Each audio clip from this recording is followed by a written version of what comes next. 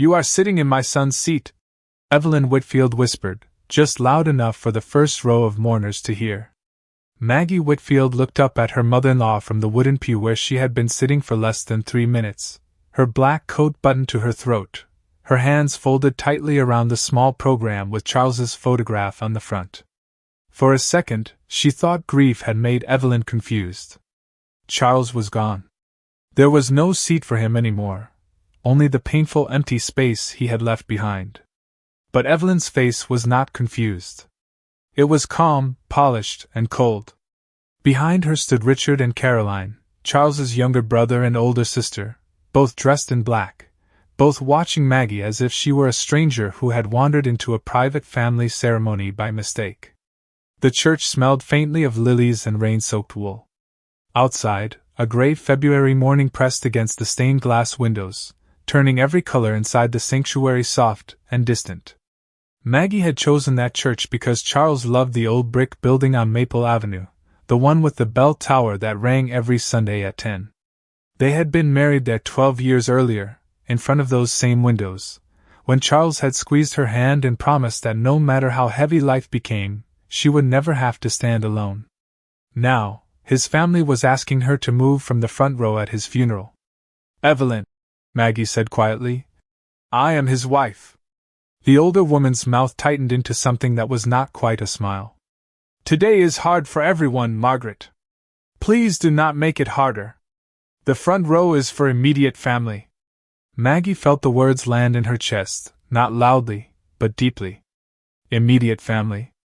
As if the 12 years she had spent beside Charles through hospital rooms, board meetings, quiet dinners, and sleepless nights could be erased with one sentence spoken beside a casket. Richard stepped forward and touched the back of the pew. "Come on, Maggie.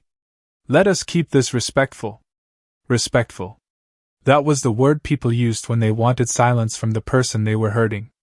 Maggie looked toward the closed casket at the front of the church. Charles Whitfield, who had hated public cruelty. Charles, who had once left a charity dinner because a board member mocked a waitress. Charles, who had told Maggie only 3 weeks before he passed, "When they think you are alone, go to the vault." She had not understood it then. Not fully. But that morning, before leaving the house, she had reached into the inside pocket of his navy overcoat and found the small brass key he had told her never to lose. It was in her black coat now, resting against her heart like a secret too heavy for anyone else to see. Maggie stood slowly. No scene. No tears for Evelyn to use against her. No raised voice for Richard to call unstable. She picked up her funeral program, stepped into the aisle, and walked past the staring relatives to the back row of the church. A few people glanced away, embarrassed for her. A few pretended not to notice. Caroline leaned toward a cousin and murmured something that made the woman lower her eyes. Maggie sat alone near the rear doors, where the cold air slipped in every time someone arrived late. From there, she watched Evelyn take the seat beside the empty place where Maggie had been. She watched Richard settle beside his mother like a man already measuring what would be his. She watched Caroline dab at dry eyes with a folded tissue. And she realized something with a clarity that made her hands stop trembling. They were not waiting until Charles was buried to erase her. They had already begun. But as the minister opened the service and Charles's name echoed through the church, Maggie's fingers moved to the key inside her pocket. She did not know yet what Charles had hidden for her. She only knew the man they were mourning had trusted her with something they did not even know existed. By the time the final hymn ended, Maggie had learned how quickly sympathy could turn into strategy. People hugged Evelyn first. They told Richard he had to be strong now. They squeezed Caroline's hands and said Charles would have wanted the family to stay united. A few old neighbors came to the back pew and touched Maggie's shoulder, but their kindness was brief and cautious, as if they were afraid of being seen taking her side. When the service ended, Maggie followed the casket out into the pale afternoon light, standing several feet behind the Whitfields, while the funeral director guided everyone toward the waiting cars. Evelyn rode in the first black sedan. Richard climbed in beside her. Caroline took the other side. No one looked back to ask where Maggie would sit. She drove herself to the cemetery in Charles's old silver Lincoln, the one he had kept polished even when he could have bought anything newer. The passenger seat was empty, and for one painful moment at a red light, Maggie placed her hand there, remembering how Charles used to rest his coffee on the center console during their Sunday drives through town. After the burial, everyone returned to the Whitfield house on Hawthorne Lane, a wide brick home with white columns, dark shutters, and a front lawn. Charles had insisted on mowing himself every spring even though the family told him to hire someone. Maggie had lived in that house with him for nearly 9 years. She knew which floorboard creaked outside the study, which window stuck during humid summers, which cabinet held the chipped blue mug Charles refused to throw away. But when she stepped through the front door after the funeral, she felt like a guest arriving late to someone else's gathering. Evelyn had already taken charge in the kitchen, telling a caterer where to place the trays of ham biscuits, potato salad, coffee, and sweet tea. Caroline moved through the living room pointing at framed photographs, quietly telling cousins which ones belonged to the Whitfield side. Richard stood near the fireplace with 2 men from the company, speaking in a lowered voice about transition, stability, and keeping control before rumors spread. Maggie set her purse on the hallway table, the same table Charles had bought at an estate sale in Vermont, and heard Evelyn say from the dining room, "We should not wait too long. The house will be too much for Margaret on her own." Maggie stopped beside the doorway. No one knew she was there.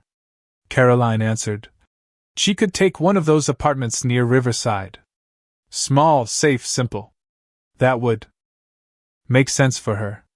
Richard gave a soft laugh. "She does not need all this. She has no children, no Whitfield blood, no board experience, and no one behind her. The sooner we handle things, the cleaner it will be." Maggie felt the small brass key inside her coat pocket press against her ribs. She could almost hear Charles's voice again, low and tired but certain. "When they think you are alone, go to the vault." Across the room, Evelyn lowered her voice, but not enough. Charles was generous to her. Too generous, maybe. But grief makes women emotional. We need to protect the family before she starts imagining she has rights to everything. Maggie looked at the portraits on the wall, at Charles as a boy in a navy blazer, Charles at his college graduation, Charles shaking hands at the opening of Whitfield Holdings' new office. The family had filled the house with proof that he belonged to them. But in none of those pictures did they show the nights she sat beside him at the kitchen island, reading contracts while he rubbed his temples. None showed the winter he nearly walked away from the company, and she convinced him not to let selfish people inherit the work he had built. None showed the morning he placed that key in her palm and told her truth was heavier than money. Maggie stepped quietly away before they noticed her. She went upstairs to the bedroom she had shared with Charles and closed the door behind her. Downstairs, they were already dividing his life before the flowers on his grave had settled. Upstairs, Maggie opened the top drawer of Charles's nightstand and found the empty velvet space where the key had once been hidden. Then she understood. He had not left her a memory. He had left her a map. The house grew quieter after sunset, but the silence did not feel peaceful. It felt organized, like everyone downstairs had lowered their voices because the real decisions were beginning. Maggie stayed in the bedroom until the last casserole dish was covered in foil, and the last neighbor's car pulled away from the curb. She had changed out of her funeral coat, but the brass key remained in the pocket, close enough that she kept checking for it with 2 fingers, afraid that if she stopped touching it, Charles's final clue might disappear. Around 7 o'clock, Richard knocked once and opened the bedroom door before she answered. He carried a leather folder under his arm and wore the careful expression of a man pretending kindness was a favor. "Maggie, we should talk downstairs," he said. "Mother is exhausted, and Caroline has been crying all afternoon. We need to make sure everyone understands the next steps." Maggie looked at the bed, still neatly made on Charles's side because she had not been able to disturb it. "Next steps for what?" Richard glanced around the room as if he were already deciding what belonged to whom. "For the house. The accounts. The company. Everything Charles left behind." She followed him to the dining room, where Evelyn sat at the head of the table with a cup of untouched tea. Caroline was beside her, holding a notepad filled with names of rooms and items.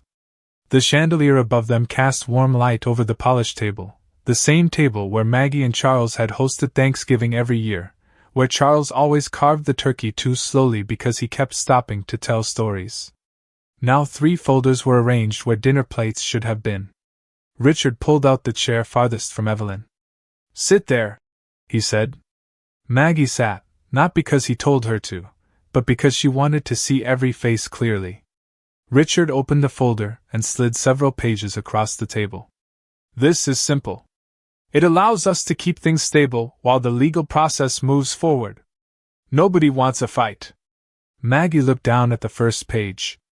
The language was polished, but not gentle. Temporary transfer of administrative authority.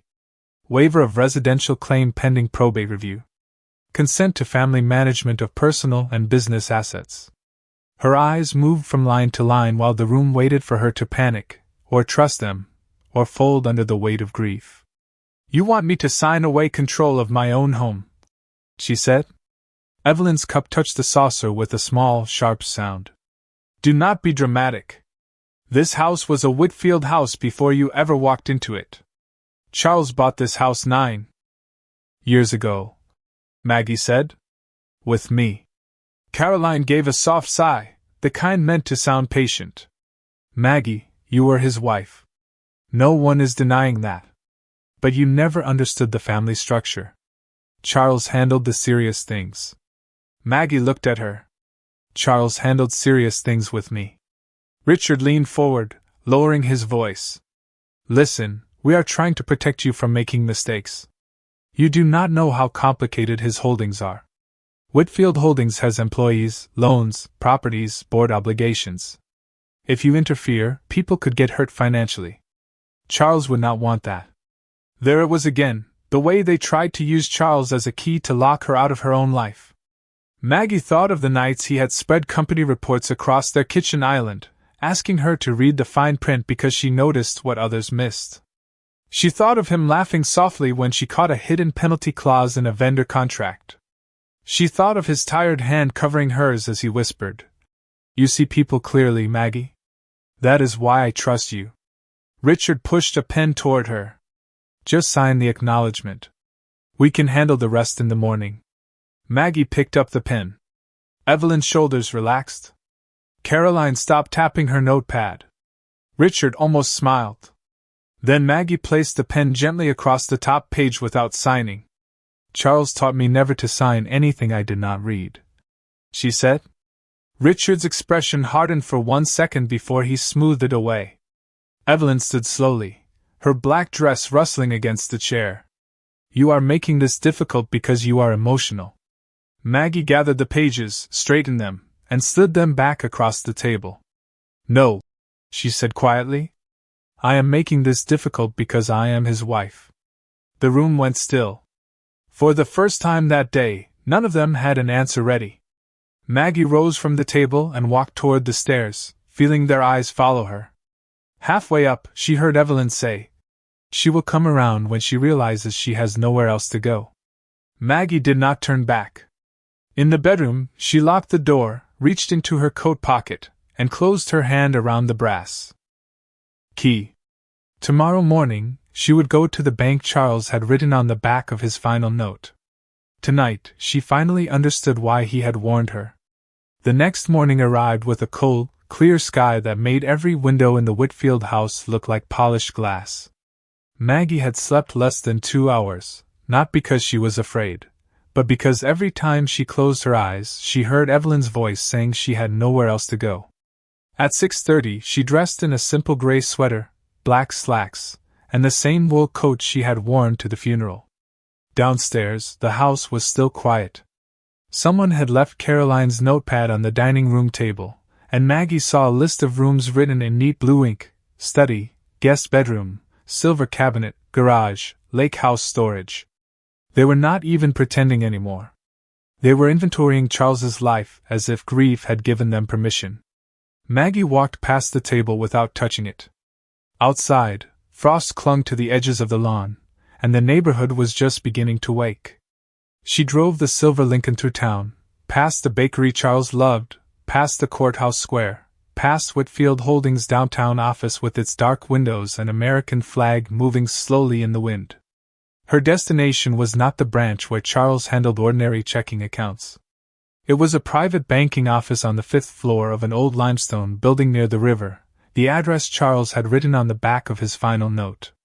When Maggie stepped out of the elevator, a receptionist looked up from behind a walnut desk. "Good morning. May I help you?" Maggie placed the brass key on the counter beside her driver's license. "My name is Margaret Whitfield. My husband, Charles Whitfield, left instructions for me to come here." The receptionist's expression changed so quickly that Maggie almost stepped back. Not shock. Recognition. Respect. "One moment, Mrs. Whitfield," she said, standing at once. Less than 2 minutes later, a man in a navy suit came down the hall with a leather portfolio in his hand. He was about 60, with silver hair and the careful manner of someone who had delivered difficult news before. "Mrs. Whitfield," he said gently, "I am Thomas Harlan, Senior Trust Officer. We have been expecting you."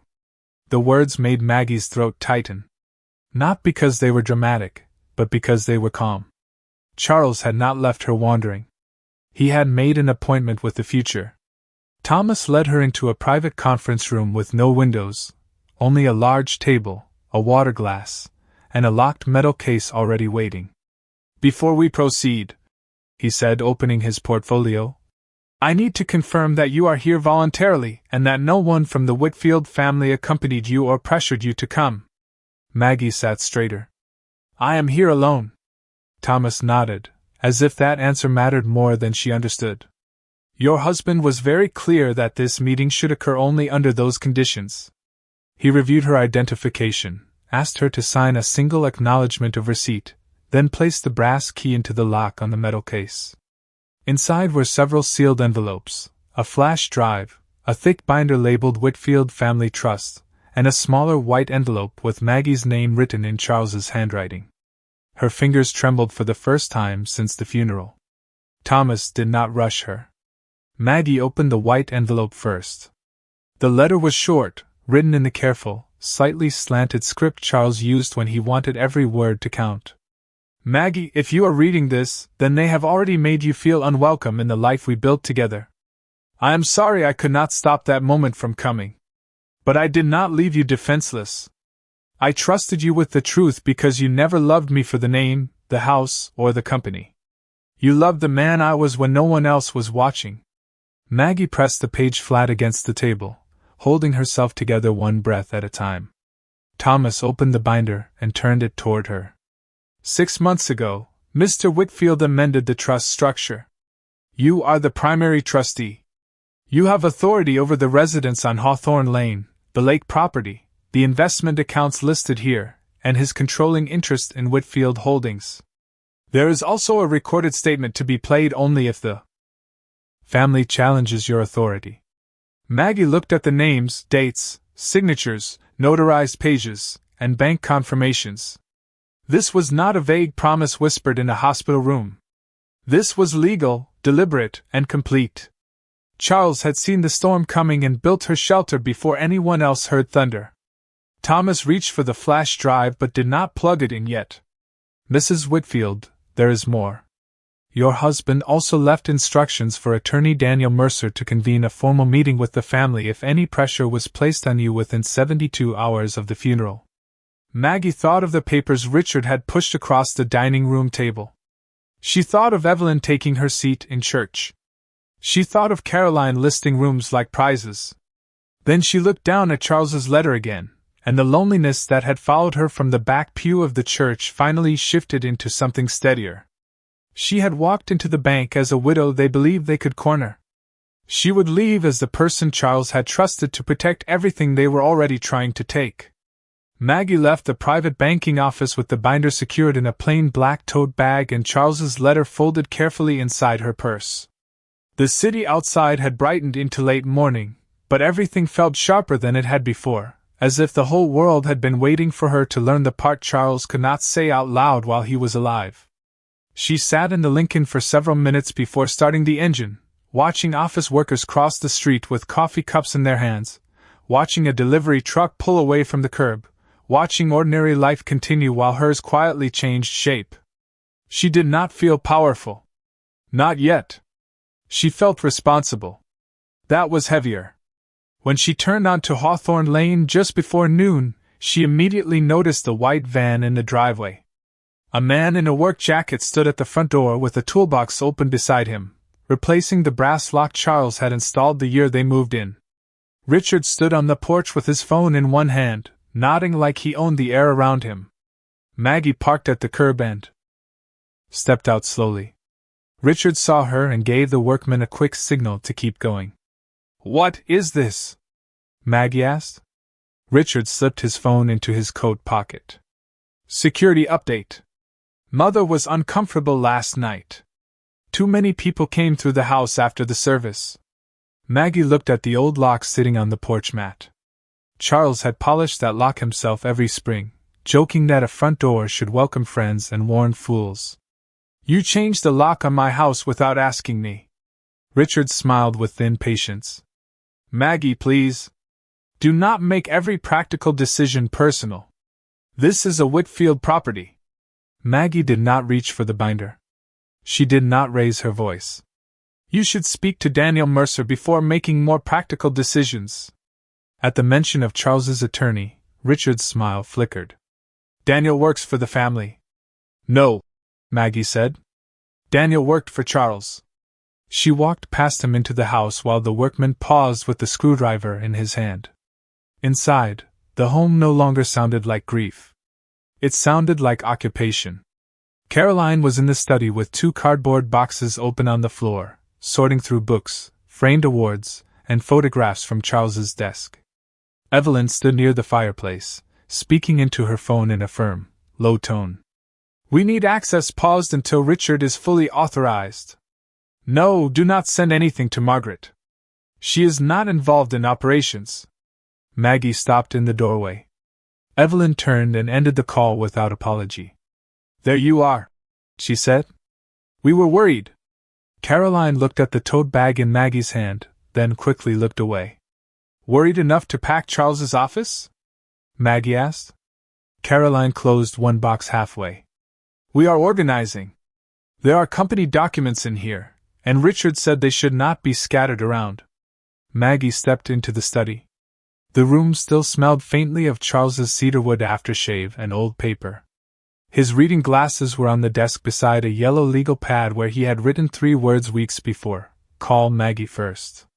She touched the edge of the pad, and for a moment the ache inside her nearly broke through. Evelyn's voice cut across the room. "You disappeared this morning without telling anyone." "I had an appointment." "With whom?" "Someone Charles trusted." That answer settled over the room like a closed door. Caroline swallowed. Richard entered behind Maggie, his expression tighter now. "I just spoke with the office. For stability, I told senior staff I will be acting as interim family representative until probate clears." Maggie turned to face him. "You told employees that?" "Someone had to. Investors hate uncertainty." "And you thought pretending to have authority would create certainty?" Richard's jaw worked, but before he could respond, the doorbell rang. Everyone looked toward the hallway. A courier in a dark jacket stood at the front door holding 3 flat envelopes. "Legal delivery for Evelyn Whitfield, Richard Whitfield, and Caroline Whitfield," he said. Evelyn walked forward first, irritated until she saw the law firm name printed in the corner. Mercer, Bell and Crane.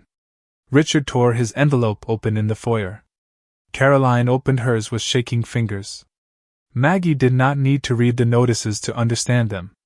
Daniel Mercer had moved faster than Richard expected. Evelyn's face paled as her eyes moved across the page. "This is absurd," she whispered. Richard looked at Maggie, and the confidence he had carried since the church finally showed its first crack. "What did you do?" Maggie held Charles's letter inside her purse like a steady heartbeat. "I followed my husband's instructions," she said. "You should have done the same." Daniel Mercer's notices changed the temperature of the house before anyone said another word. Evelyn read hers twice in the foyer, her eyes moving faster the second time, while Richard stood near the front door with the torn envelope clenched in one hand. Caroline lowered herself onto the bottom stair as if the paper had taken the strength out of her knees. The notices were polite, formal, and impossible to ignore. They instructed each of them to appear the following morning at 10 o'clock in the main conference room of Whitfield Holdings for the formal review of Charles Whitfield's trust documents, estate directives, and corporate succession instructions. The last line was the one that made Richard stop breathing for a moment. Any unauthorized attempt to access, remove, transfer, represent, or dispose of assets connected to Charles Whitfield may result in immediate legal action. Maggie stood near the study doorway and watched the meaning settle over them. They had spent less than one day treating her like a problem to be managed. Charles had spent 6 months preparing for exactly that. Evelyn folded the notice carefully, as though neat paper could restore her control. "This is a misunderstanding," she said. "Daniel is being dramatic because Charles trusted him too much." Richard looked at Maggie with a cold frustration that had lost its polish. "You went to the bank, did you not?" Maggie did not answer. Silence had protected her better than any argument since the funeral. Richard stepped closer, but not too close. "Whatever they showed you, you need to understand that business is different from marriage. Charles may have loved you, but he would never hand the family company to someone who sat at the kitchen table reading papers like a hobby." Maggie thought of Charles's tired smile across that kitchen table, the way he would slide a contract toward her and say, "Tell me what I am missing." She thought of the hidden notes in the margins, the warnings he had written to himself, the names he no longer trusted. "Then tomorrow should be simple," she said. "Let Daniel explain what Charles wanted." That night, no one in the house rested. Doors opened and closed. Evelyn made several phone calls from the den, her voice low but sharp.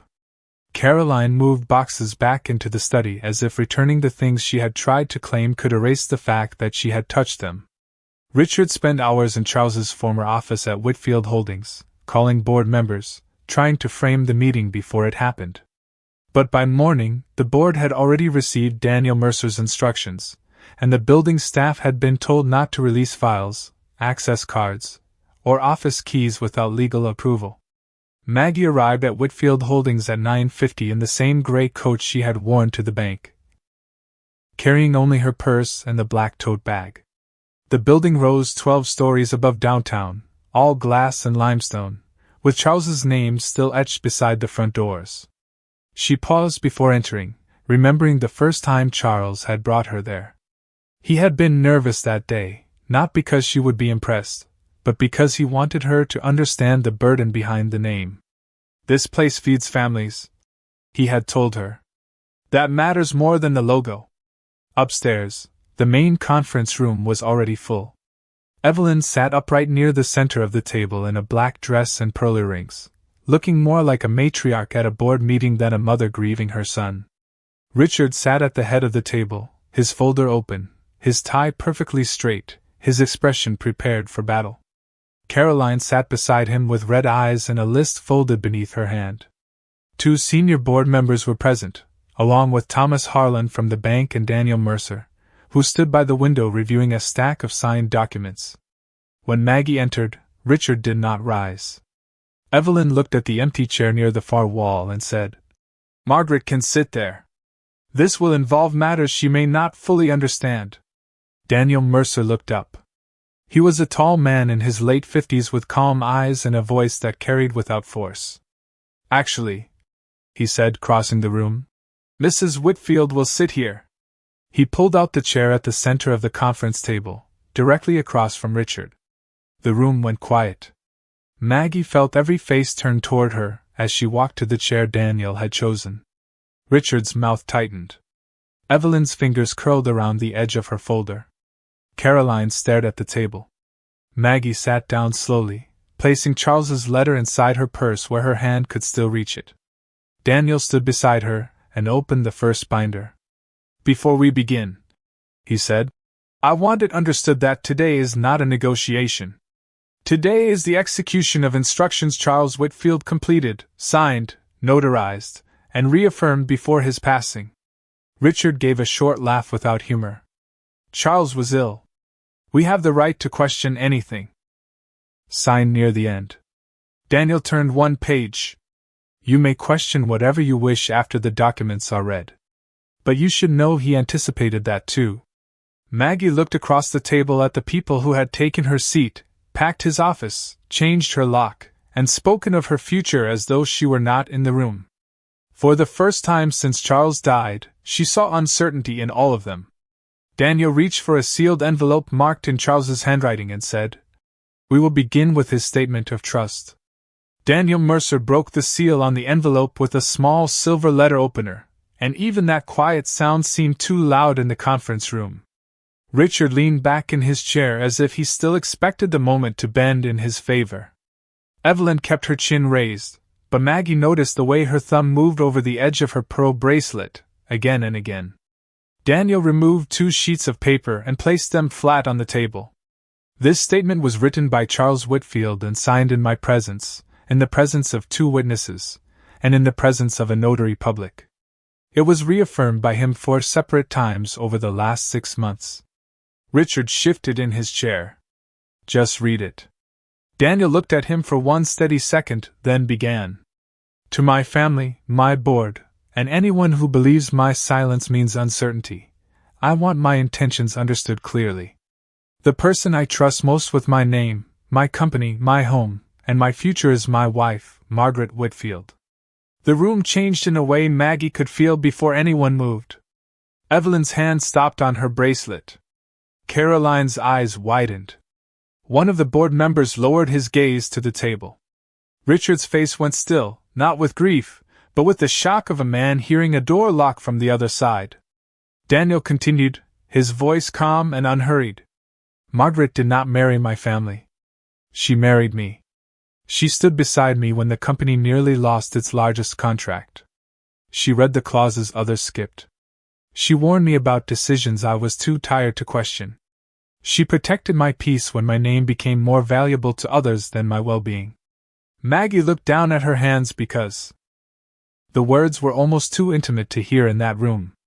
For months, Charles had carried his pain quietly, but he had not been confused. He had been watching. Daniel turned to the trust binder. Under the amended Whitfield Family Trust, Margaret Whitfield is named primary trustee and controlling decision-maker over the Hawthorne Lane residence, the Lake Briar property, the investment accounts listed in Schedule A, and the charitable foundation established in Charles's name. She also receives voting authority over Charles Whitfield's controlling interest in Whitfield Holdings, subject to the operational protections described in Schedule C. Richard pushed his chair back. That is impossible. Thomas Harlan opened a second folder. It is not impossible. The bank verified the amended trust documents, account transfers, and trustee authority before Mr. Whitfield's passing. Evelyn's voice came out thin. Charles would never exclude his own mother. Daniel turned another page. He did not exclude you from his love, Mrs. Whitfield. He excluded you from control. The words landed harder than any accusation could have. Caroline covered her mouth with one hand, and Richard reached for his folder as if a different document might save him. Daniel placed a small recorder on the table. Charles also left an audio statement to be played if the family questioned his capacity, his intentions, or his trust in Margaret. Richard said, "No." But Daniel had already pressed play. Charles's voice filled the room, weaker than Maggie remembered but unmistakably his. "Maggie, if they are hearing this, then I am sorry. It means they made you prove what I already knew. I chose you because you never asked what my name could give you. You asked whether I had eaten, whether I had slept, whether I still recognized myself beneath all the pressure. That is why I trust you. Not because you are my wife on paper, but because you were my truth when everyone else wanted my signature." Maggie closed her eyes as the sound of him moved through the room. She could almost see him at their kitchen island, wearing his reading glasses, tapping a pen against the contract, pretending he was fine until she made him put the papers down and eat dinner. The recording continued. "Richard, you wanted the company because you loved the title. Caroline, you loved the comfort. Mother, you loved the family name so fiercely that sometimes you forgot there were people inside it. Maggie loved the man. That is why she gets the responsibility none of you respected. No one spoke when the recording ended. The hum of the lights above the table seemed suddenly loud. Daniel removed his glasses and set them beside the binder. There is more, but the central instruction is clear. Effective immediately, Mrs. Whitfield is the authorized trustee and voting representative for Charles Whitfield's interests. Richard stared across the table at Maggie. You planned this. Maggie lifted her eyes to him, steady now. No, she said. Charles did. Richard was the first to move after Maggie answered him, but even he seemed unsure what motion could undo a room full of signatures.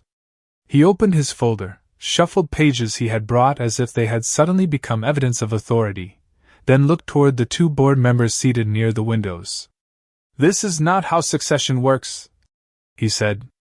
My brother and I discussed continuity for years. Everyone here knows I understand this company.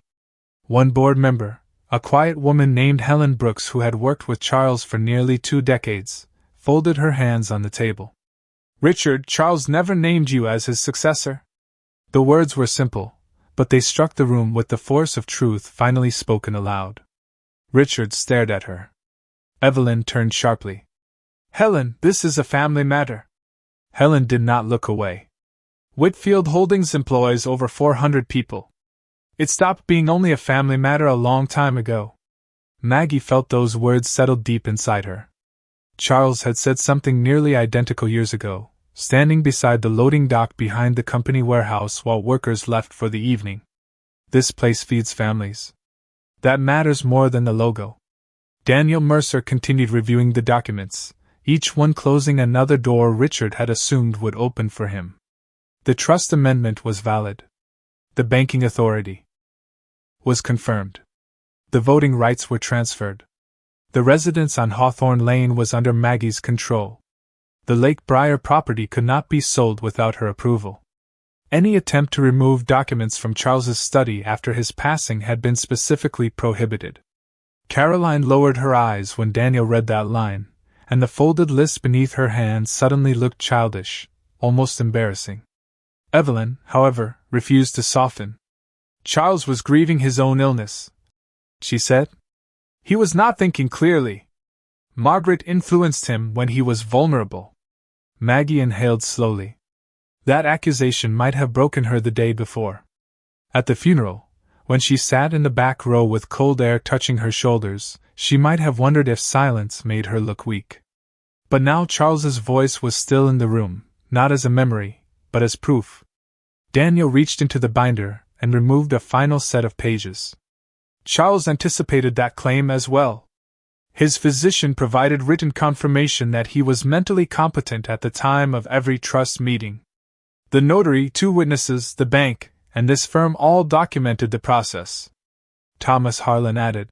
He also requested that no member of the Whitfield family be present during those reviews.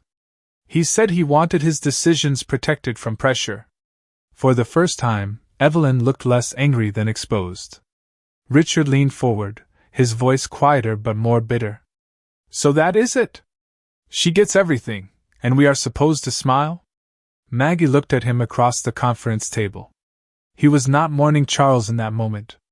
He was mourning the future he had already spent in his head. No one asked you to smile, Maggie said. Charles asked you to respect what he built. Caroline wiped beneath one eye. Maggie, we were grieving too. I know, Maggie said.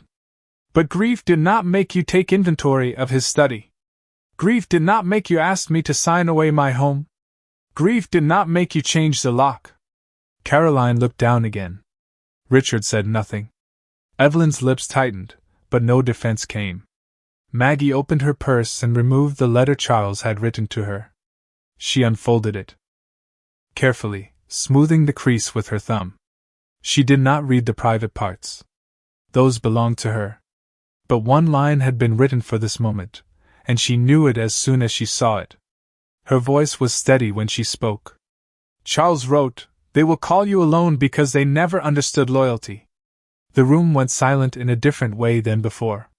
Not shocked. Defeated. Maggie looked at Evelyn, Richard, and Caroline, and for the first time she understood the truth Charles had seen long before her. They had mistaken closeness for loyalty, blood for love, and inheritance for trust. They thought Maggie had been left alone because she did not have a crowd around her. But Charles had surrounded her with preparation, proof, and the people who still respected his wishes. Daniel closed the binder softly. Effective immediately, any decisions concerning the trust, the residence, and Charles Whitfield's voting interest will go through Margaret Whitfield. Richard stood slowly, but there was nowhere for him to go that would make him look powerful. Evelyn gathered her purse with trembling dignity. Caroline left her list on the table and did not pick it up. Maggie stayed seated as they walked out one by one. She did not feel the need to follow them with anger. The truth had already followed them farther than anger ever could. Maggie remained in the conference room long after the door closed behind Evelyn, Richard, and Caroline. The city moved beyond the tall windows, traffic sliding through downtown, people crossing sidewalks with lunch bags and briefcases, none of them knowing that inside that room, Charles Whitfield's final act of trust had just survived the people who tried to bury it. Daniel Mercer gathered the signed documents into the binder, but he did not rush her. Thomas Harlan gave her a quiet nod before leaving, and Helen Brooks stayed behind just long enough to say, "Charles chose well." Maggie thanked her, though the words felt too small for the weight of the morning. When she finally stood, she walked to the window where Charles used to stand during difficult quarters, looking over the roofs of the town he had spent his life trying to protect. For the first time since the funeral, Maggie did not feel like she had been pushed to the back of the room. She felt the responsibility of being exactly where Charles had placed her. Over the next few weeks, the Whitfield house changed, not because Maggie wanted to erase anyone, but because she refused to let greed keep living in the rooms where love had once been. The lock Richard had changed was removed, and the original brass lock was restored. Charles's study was carefully catalogued, not by Caroline with a wish list, but by a professional estate archivist Daniel recommended. Every book, photograph, letter, and award was recorded and protected. Maggie placed Charles's reading glasses back on his desk beside the yellow legal pad where he had written, "Call Maggie first." She did not move that page. She could not. At Whitfield Holdings, she met with department heads one by one. She did not pretend to know everything. That was not what Charles had trusted her to do. He had trusted her to listen, to notice, to protect the people who worked under his name. She kept the experienced operations team in place, confirmed employee benefits, and instructed the board that no layoffs or asset sales would be used to satisfy family pressure.